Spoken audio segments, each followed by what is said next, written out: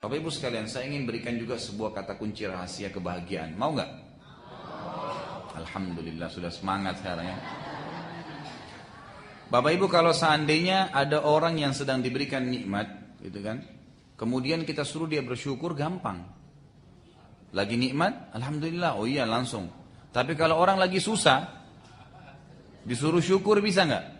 Bagaimana caranya kalau kita sakit parah bisa tenang menjalani kehidupan? Bagaimana kalau sedang kebakaran habis semua harta kita bisa tenang? Mau tahu katanya bagaimana?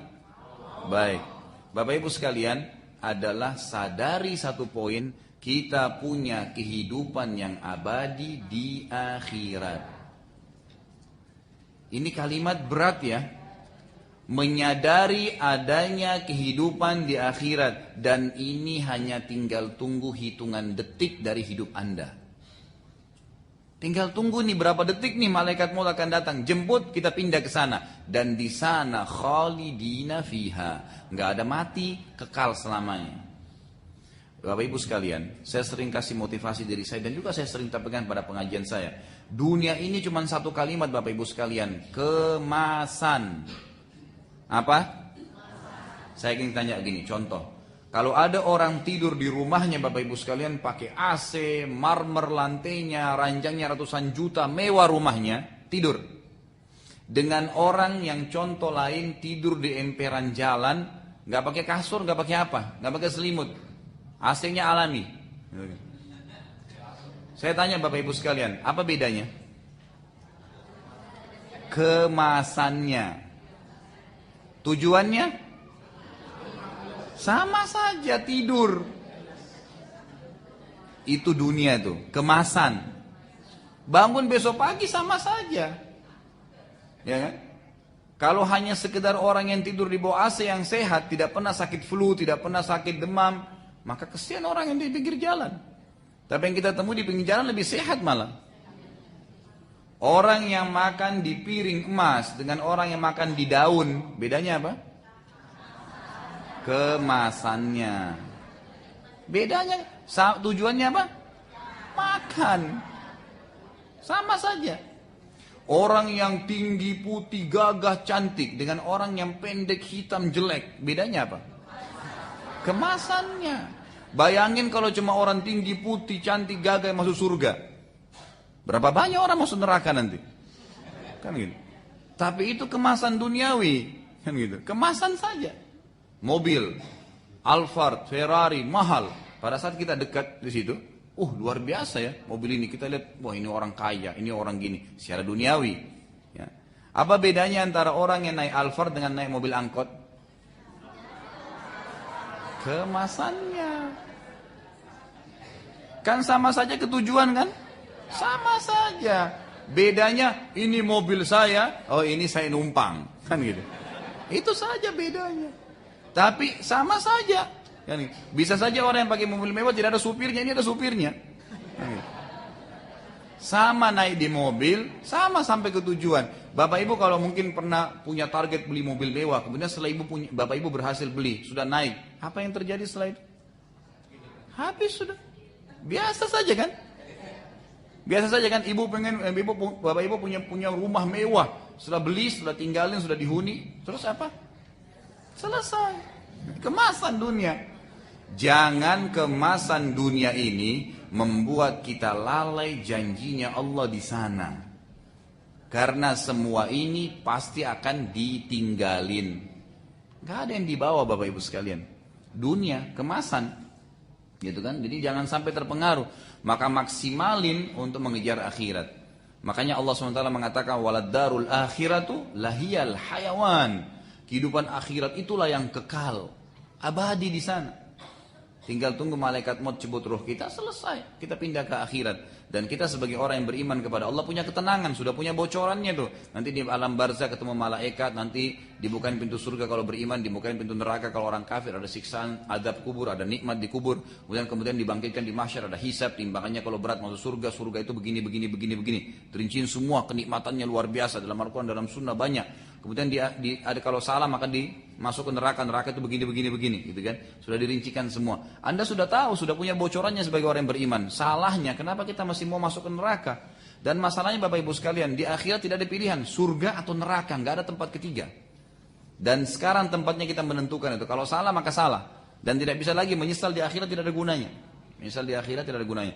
Jadi biarin rakib yang catat amal Anda sibuk dengan amal soleh, Anda juga akan tenang di sana. Dan dunia ini hanya kemasan. Baju yang 50 juta dengan baju 50 ribu, sama saja. Kemasannya sama. Itu malah kalau baju yang mewah kemudian jalan, terus dapat apa dia jalan dengan sombong? Gak ada. Sama saja, kemasan gitu kan. Minum di gelas yang mewah dengan gelas plastik, sama saja. Kemasannya biasa. Makanya Nabi SAW pernah Bapak Ibu sekalian lagi tidur, kemudian sisi kanan beliau itu kena tanah, karena tikar yang beliau pakai tidur itu ada tanahnya. Umar radhiyallahu anhu masuk ke dalam rumah beliau, lalu begitu lihat setelah berikan salam, langsung Umar nangis.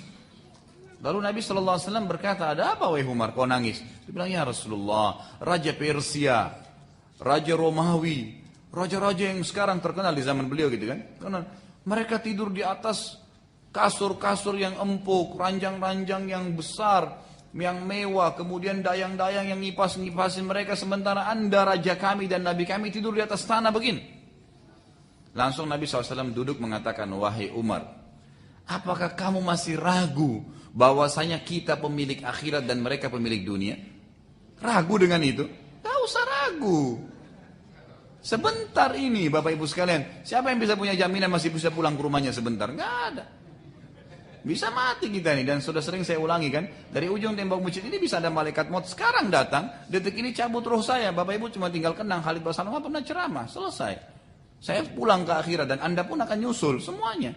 Ya, siapa duluan? Jadi ini harus hati-hati ya. Dan kita secara individu harus muhasabah, nggak boleh tidak. Harus hati-hati. Jadi dahulukan akhirat. Dunia ini cuma sebentar. Kata Nabi SAW, apakah kamu ragu hai Umar? Mereka memiliki dunia dan kita memiliki akhirat. Di surga Bapak Ibu sekalian, nggak ada masa tua, nggak ada capek, nggak ada sakit. Kata Nabi SAW, nggak ada buang air besar, nggak butuh ke WC. Nggak ada WC di surga. Nggak butuh buang air besar, nggak butuh buang air kecil. Enak nggak Bapak Ibu sekarang kalau kita makan nggak pakai buang air? Enak itu, nikmat luar biasa gitu kan. Minum nggak pakai kencing, nggak usah. Kata Nabi SAW, kalau ada makanan minuman yang tidak dibutuhkan oleh tubuh mereka akan keluar dalam bentuk keringat dari tubuh mereka yang lebih wangi daripada bau kasturi. Ada nggak di dunia keringat wangi? Nah, di surga ada. Di surga itu lebih wangi dari bau kasturi, gitu kan? Itu luar biasa. Nggak ada masa tua, nggak ada capek, nggak ada letih.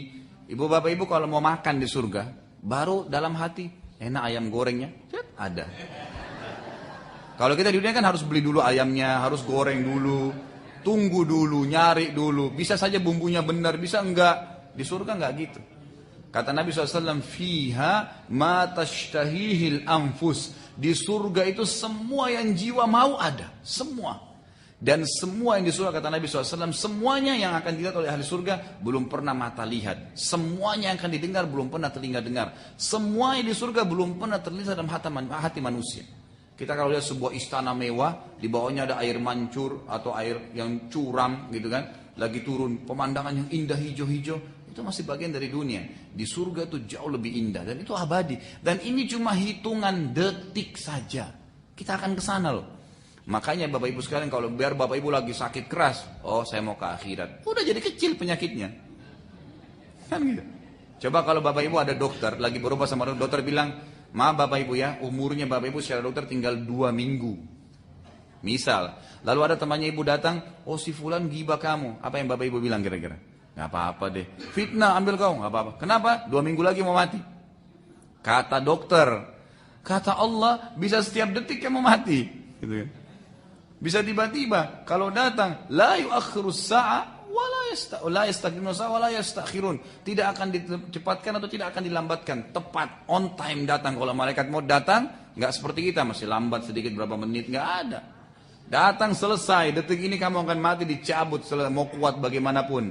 Adirai itu bodyguard besar mati. Dia mati nanti itu, tetap mati, semua mati gitu. Maksud saya, sekekar apapun orang fitness juga tetap mati. Kan gitu. Orang juga lemah tetap mati, semua mati. Maka jangan terpengaruh dengan dunia. Siapa yang mengingat masalah akhiratnya, dia akan merasa tenang dalam keadaan apapun. Baik, kembali kepada ayat. Ini tadi kan ada kata-kata dunia ya. Kata Allah SWT, dan janganlah kamu tunjukkan kedua matamu atas apa ya yang kami berikan kepada golongan-golongan mereka. Kelebihan orang kafir, tidak usah terpengaruh, kemasan semua. Sebagai bunga kehidupan dunia saja, untuk kami cobai kepada mereka. Dan karunia Tuhanmu adalah lebih baik dan lebih kekal. Akhirat lebih baik, nggak usah khawatir. Tinggal tunggu detik saja nih. Dan perintahkanlah kepada keluargamu mendirikan sholat dan bersabarlah. Ini kata ulama dari ayat ini, berarti ibadah juga butuh kesabaran. Ya, untuk sholat malam butuh sabar, bangun. Datang ke majelis taklim butuh sabar. Puasa butuh sabar, semua butuh sabar.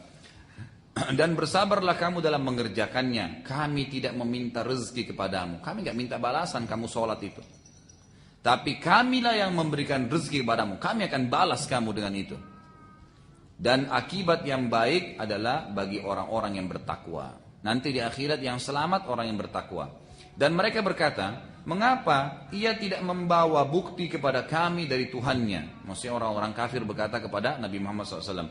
Apakah belum datang kepada mereka bukti yang nyata dari apa yang tersebutkan dalam kitab-kitab dahulu? Bukankah yang Muhammad dakwakan ini sudah ada di kitab-kitab dahulu dan kalian tahu itu? Dan mereka berkata, dan sekiranya kami binasakan mereka dengan satu azab sebelum Al-Quran itu diturunkan, tentu mereka akan berkata, ya Tuhan kami, mengapa tidak engkau utus seorang rasul kepada kami, lalu kami mengikuti ayat-ayat engkau sebelum kami menjadi hina dan rendah. Artinya kalau kami mandikan orang-orang Quraisy sebelum Muhammad diutus jadi nabi, mereka akan bilang begini hari kiamat, ya Allah kenapa nggak ada rasul dulu? Sekarang Allah sudah utus rasul nih, katakanlah masing-masing kita akan menanti kematian dan akhirat. Tunggu saja. Maka nantikanlah kalian semuanya. Maka kamu kelak akan mengetahui siapa yang menempuh jalan yang lurus dan siapa yang telah mendapatkan petunjuk. Dengan isi ayat-ayat yang mulia ini dan kisah pembicaraan Allah Subhanahu wa taala dengan Musa alaihissalam, maka hati Umar tersentuh.